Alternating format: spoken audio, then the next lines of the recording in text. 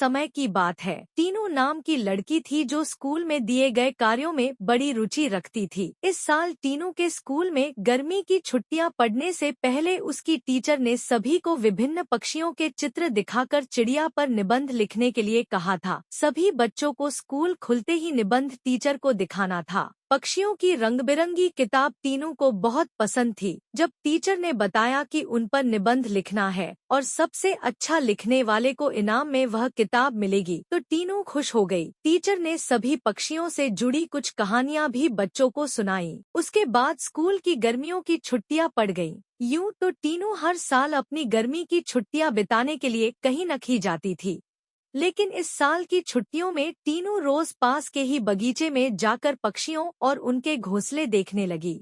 उस बगीचे में गौरैया, दर्जिन, लवा जैसे बहुत से पक्षी आते थे। टीनू बगीचे में आने वाली हर चिड़िया को पहचानने की कोशिश करती और उन्हें गौर देखती रहती। टीनू देखती थी कि हर चिड़िया एक एक घास, पत्ती, पंख आदि को जोड़कर कैसे अपना घोंसला बना रही है। उसके मन में होता था कि चिड़िया को घोंसला बनाने के लिए कितनी मेहनत करनी पड़ती है। टीनू चाहती थी कि वो किसी तरह से उन पक्षियों की मदद करे। एक दिन टीनू ने देखा कि पास के बगीचे में बदमाश लड़कों ने लवा चिड़ियों का घोंसला तोड़ दिया है। टीनू को यह देखकर बहुत दुख हुआ। उसने सोचा कि क्यों न मैं इनके लिए खुद एक दो घोंसले बना दूं। शायद ये इसका इस्तेमाल कर लेंगी। टीनू को लगा कि वो कुछ ही देर में घोंसला बनाकर तैयार कर देगी, लेकिन टीनू पूरा दिन तिनकों और दूसरी चीजों से चिड़िया का घोंसला बुनती रही। बड़ी मुश्किल से जब घोंसला तैयार हुआ, तो घोंसले को पेड़ पर टिकाने के लिए कुछ मिला नहीं। टीनू की माँ यह सब देख रही थी। तभी टीनू ने माँ को बताया, देखिए न, मैंने चिड़िया के लिए एक घोंसला बनाया है, मगर यह उतना सुंदर नहीं है जितना चिड़िया बनाती है। मैंने सोचा था आसानी से एक सुंदर घोंसला बन जाएगा, लेकिन ऐसा हुआ नहीं। यह घोंसला अंदर से काफी कठोर बन गया है। क्या आप इसे मुलायम बना देंगी? किसी तरह से टीनू की माँ ने उस घोंसले को थोड़ा ठीक किया।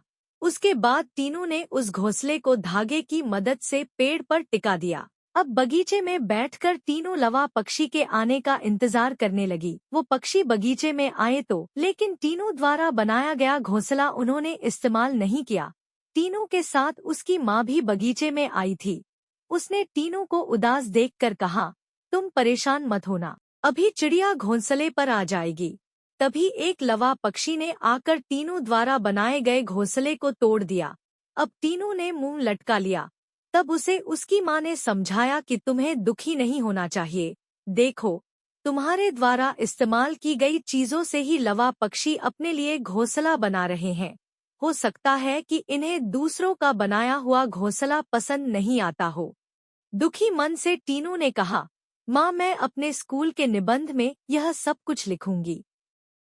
कुछ देर बाद टीनू ने कहा, माँ, आपने देखा कि लवा पक्षी अपना घर झाड़ियों में बना रहे हैं? जवाब में टीनू की माँ बोली, हाँ बेटा, मैंने सुना था कि लवा पक्षी अपना घोंसला किसी के घर के रोशनदान या पेड़ पर ही बनाते हैं। आज यह नई बात पता चली है। कुछ और दिनों बाद टीनू ने लवा पक्षियों के बारे में एक और बात जानी कि वो सीधे उड़कर अपने घोंसले में नहीं जाते।